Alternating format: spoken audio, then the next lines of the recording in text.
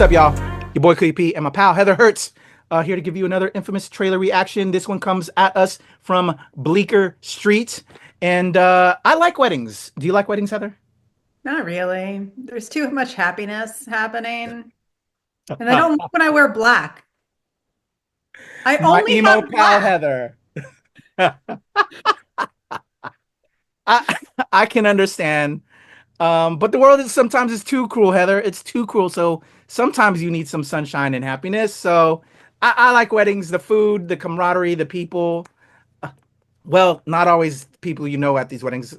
So sometimes it's you nail it with people that you know that are part of the whole wedding. If you've, but I don't know. There's a vibe, there's an energy, and I need that escape because we live in a dark, cruel world, Heather. That's fair. That's fair. We got a new film coming at us from Bleecker Street. It's called The Wedding Banquet. You ready to check out The Wedding Banquet, Heather? I don't know if this movie is going to go with Bleecker Street in the title, in the lead-in. I don't know if it's going to go the way you want it to, but yeah, I'm ready to go. Let's do this. All right, here we go. Angela? Lee? Hold on. I'm putting you on speaker. It's Min. Hello? Good morning, Angela. It'll go my way, Heather. What's going on? Bowen. One, two, three. Catastrophe. Don't look at Chris. You look like a ghost. A hot, gay ghost. My grandmother doesn't know I'm gay. Will you marry me? Me? What? My daughter. Marrying a man. It's for the cause. We're helping a gay couple stay together. I'm on my way to the airport. Because Min's grandmother flew in from Korea to meet her future granddaughter-in-law. What are we supposed to do exactly? We gotta de-queer the house. God, you have so much lesbian literature. Honey, I'm home. Have you picked the wedding date? We don't want a ceremony. No ceremony? This is absurd. Cheese. Let's try looking more in love.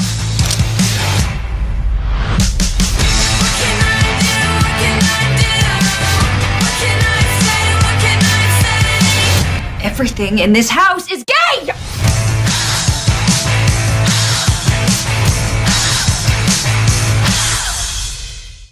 All right.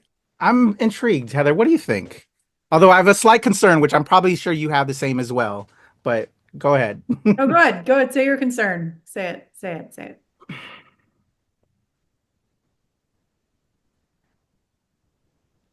Trying to get my words right.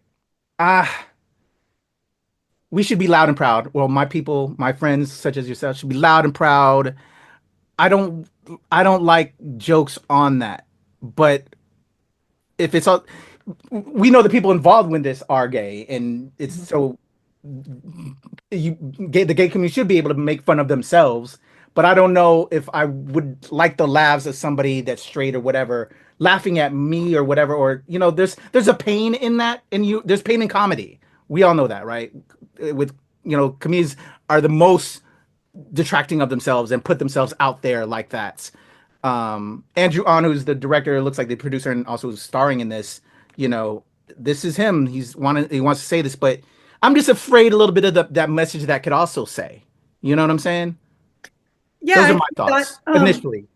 But to put a varying view on that, there's a difference between, and this is where people who are like, you have to be so PC with comedy nowadays. No, you don't. You just can't be a bigot. There's a difference. Agreed. So when it comes to this, as long as the comedy is coming from a place of strength, is coming from a place of pride, is coming from a place of honesty, and not coming from a place of hatred, then I think that it's okay. What this is doing is it's trying to shine a light on, there are many countries where there are out and proud people, but it's still illegal. And that includes several Asian countries. Yes. Across Asia altogether, there's still some of the most stringent anti-gay laws ever. Are still ongoing. So it makes sense. I like this conversation. I think it'll be a good conversation piece, especially for a lot of Pan-Asian families. I will say I think that this is a little bit tropey. The pretend to be straight so that your conservative grandparents don't know you're gay thing is a little bit tropey. I do like the concept that it's coming from a different religion, though. Usually, this is just a straight white Christian family who, doesn't want to admit that their gay son is gay. I do like it that's coming from another perspective, but when it comes to as long as it doesn't become a self-deprecation, anti-Korean statement, and the only people who can do that are the Korean peoples. It's the only people who can do that. But as long as they keep it to more of an honest perspective of, this is who I love my family, this is who I know they are, this is the generational gaps, this is the truth about pride, about being gay, then I think that it's okay. But once again, comedy comes from a place of honesty and realism. It doesn't come from a place of hatred. If you're making stereotypical bigoted jokes, then it's gross and disgusting. If you're making a joke because you're gay, I mean, how many times have I made stupid queer jokes on here because I'm in that community? But I'm not doing it out of hatred. When you make jokes about who you are, who all of the Asian nations are, it's because you're coming from a place of knowing, and you're doing it out of love of who you are. Like, I'm going to make a gay joke, like the gay jokes about having queer shit all over the house. You have no idea how many times my husband, who is straight, goes around and he goes, "Why do we have all this gay shit everywhere?" And it's just because that's what we do as queers. We just fucking pick up gay shit. But he says it as a joke, but it's one of those where I definitely could feel the comedy, but I understand where you're coming from. It's films like this that, if they're coming from places of not knowing, they can become gross real fucking quick. Yeah. It's kind of like how I felt. I'm sorry. No, I do not think that this one's going to do that. But go ahead. I apologize for interrupting. No worries. My apologies. When Easter Sunday dropped from Joe Coy, yeah, a lot of us Filipinos in the Filipino community were like, okay, we're excited. We got a big budget Filipino film drop in. But at the same time, very apprehensive because his humor is making fun of the community and inner community. He talks about his mom and just all of that. So it was like going to be difficult to see somebody else laugh at a joke that's more of an in-house joke. You know what I'm saying? It's those kind of things, and it brings to life those realities. And yes, we can laugh at ourselves, but I don't know, there's a laugh, but then there's taking a laugh a little too far, and then where you think like they're gonna go somewhere else with it. I don't know. We all need to adjust, and you're right.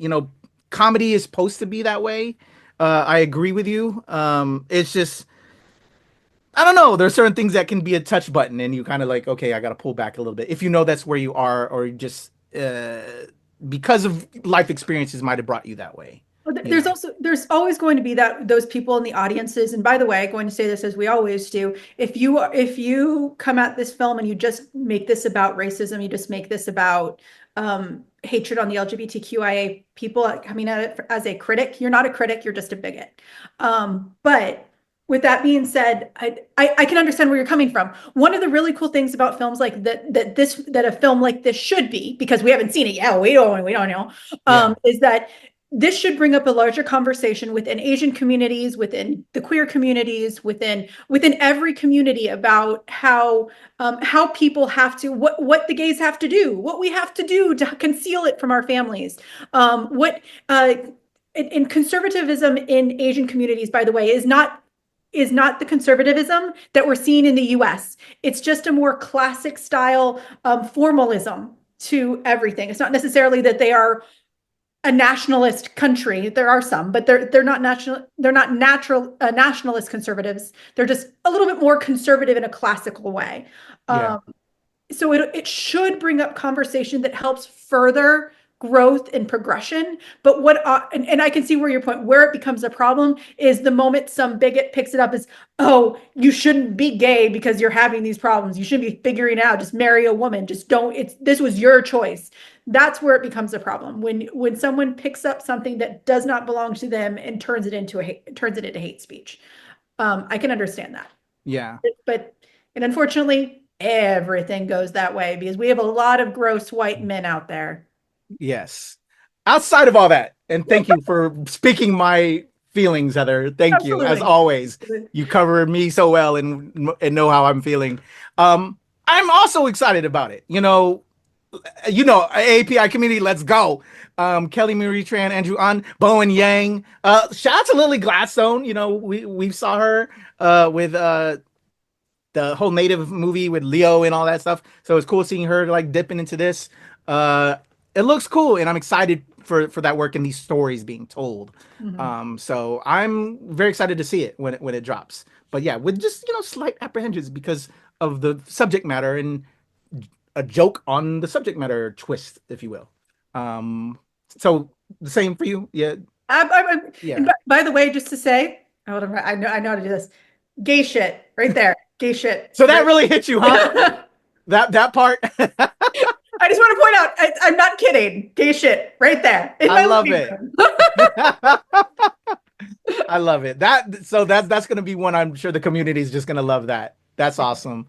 The Wedding Banquet, y'all, dropping in theaters April 18th.